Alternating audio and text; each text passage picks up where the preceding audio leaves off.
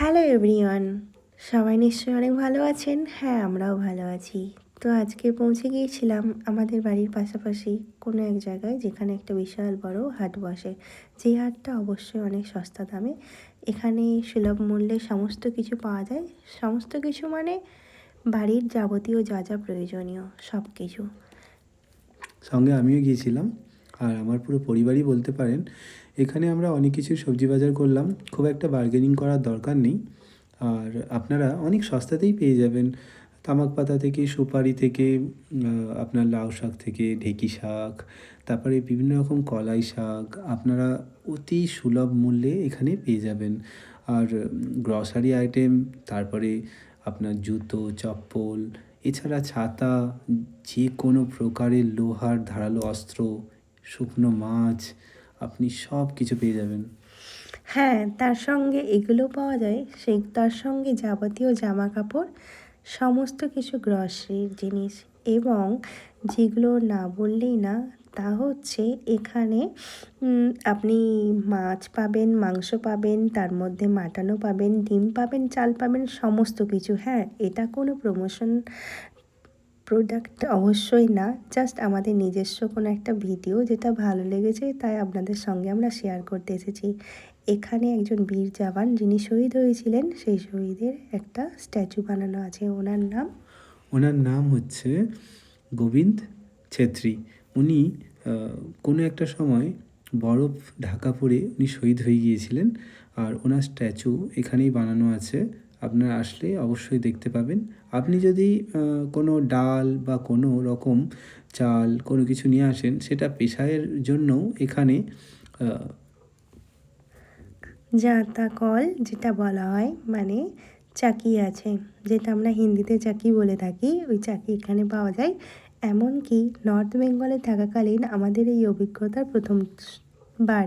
কেননা আমরা দক্ষিণবঙ্গের মানুষ হয়ে কোনো দিনই এরকম হাট, এত বড় হাট, সবথেকে বড় কথা, দেখতে পাই না। আর এই শুয়োরের মাংস বা এই পর্ক পালন এখানে তো অন্যতম বলতে পারেন। সমস্ত হাটের মধ্যে পর্কের মাংস তো আপনি পাবেনই পাবেন। আর এই ধরনের ছোট্ট ছোট্ট আলু, যেটা আর কেবল নর্থ বেঙ্গলে ফেমাস। আর নর্থ বেঙ্গলের সবথেকে বড় কথা একটা বলবো, যেটা হচ্ছে ঢেঁকি শাক, যেটা আমি আজ পর্যন্ত জীবনে কোনো দিন খেয়েছিলাম না। ফার্স্ট টাইম নর্থ বেঙ্গলে এসে আমি এটা দেখেছি, ঢেঁকি শাক, যেটা নর্থ বেঙ্গলের মানুষজন অবশ্যই অনেক পছন্দ করে নিশ্চয়ই। এই টাইমটা থেকে প্রায় দুর্গাপুজোর আগে পর্যন্ত এই ঢেঁকি শাক ভীষণভাবে পাওয়া যায়।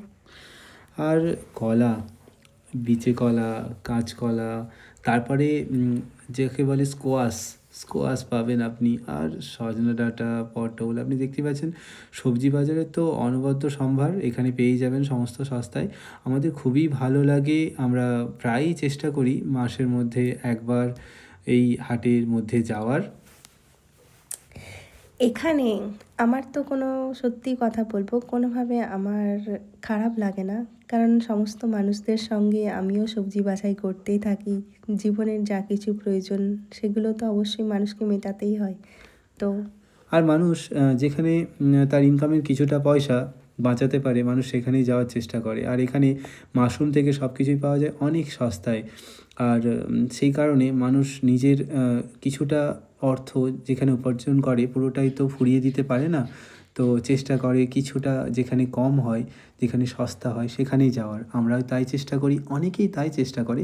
তাই এই হাটে বাজারে গিয়ে যে কেনাকাটার একটা আনন্দ, সেটা অন্যতম, মানে একটা উদাহরণ বলতে পারেন। এখানে বহু জায়গায় আপনি আশেপাশে আংরা ভাষা, ঠাকুরপাট, বীরপাড়া, আপনি আরও যত জায়গা আছে এই পাশে প্রায়ই হাট বসে। আমরা এখানে কিছু সবজি তো কিনি, তার সঙ্গে নিজেদের প্রয়োজনীয় ফ্রুট যেটা লাগে, যেটা আমার মেয়ের পছন্দ, সেরকম প্রয়োজন অনুসারে আমরা কিনতে থাকি।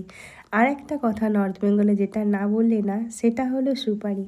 এখানে বিপুল পরিমাণে সুপারি চাষ হয়। আর এখানকার প্রত্যেকটা মানুষ পান আর সুপারি, যেটা আতিথেয়তাও করতে লাগে এবং নিজেদের খাওয়ার জন্যও তারা ভীষণভাবে ইউজ করে।